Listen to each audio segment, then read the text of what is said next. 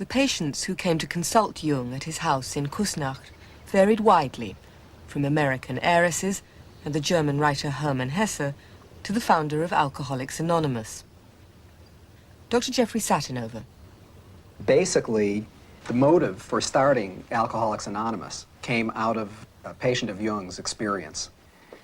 And Jung's communicating to that patient the idea that essentially he was not going to ever successfully get over his alcoholism if he did not find God.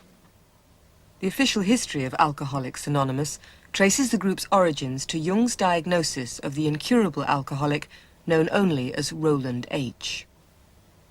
His craving for alcohol was the equivalent on a low level of the spiritual thirst of our being for wholeness, expressed in medieval language, the union with God. What people seek in addictive experience is something which in and of itself is normal. That is to say, the craving is normal. The craving for certain kinds of elation, for a certain sense of specialness, for heroism, for cessation of pain, and underlying all of those really, ultimately and most powerful, is the seeking of a sense of meaningfulness. Dr. Jeffrey Satinover has established a clinic specializing in senility and Alzheimer's disease and addiction to drugs and alcohol. You've seen some of the early signs of it already. The therapy goes beyond the alcoholic or senile patient to include other family members.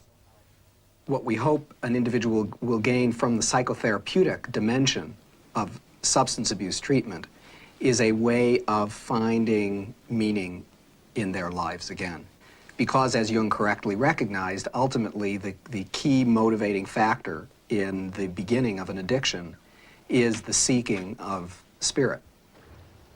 When Roland H. first arrived in his consulting room, Jung told him that unless he could find a way to a religious or spiritual experience, his addiction was incurable.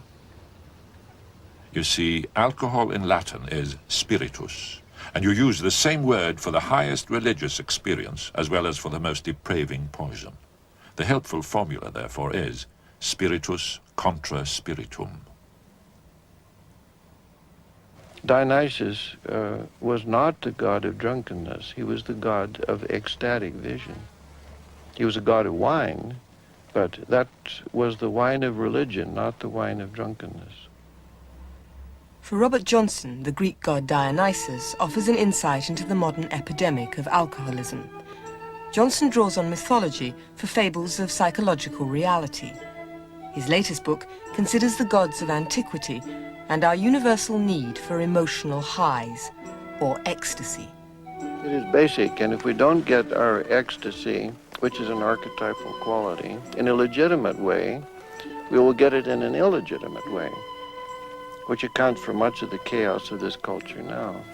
We have to have an ecstatic dimension of our life.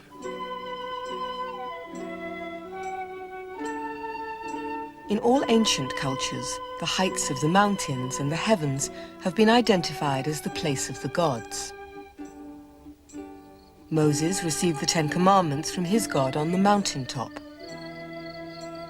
The Greek gods dwelt on Mount Olympus. The Pueblo Indians lived close to their father sun on the 6,000-foot high plateau of New Mexico. The metaphor of height applied to a mental state is universal. And when an individual seeks the experience of getting high, the implication is that they chronically, or as a matter of course, do not feel high. But the modern age has conquered all the heights and even invaded the heavens. Jung was dismayed. The gods have become diseases. Zeus no longer rules Olympus, but rather the solar plexus, and produces curious specimens for the doctor's consulting room, or disorders the brains of politicians and journalists, who unwittingly let loose psychic epidemics on the world. That's a quote from Dr. Jung. He said, when we dismantled Olympus, we turned the gods into symptoms. If there's not, this is only a restatement of a moment ago, if we don't get a particular archetypal quality legitimately, it will, so to speak, pop up somewhere in its symptomatic, that is, its compulsive form.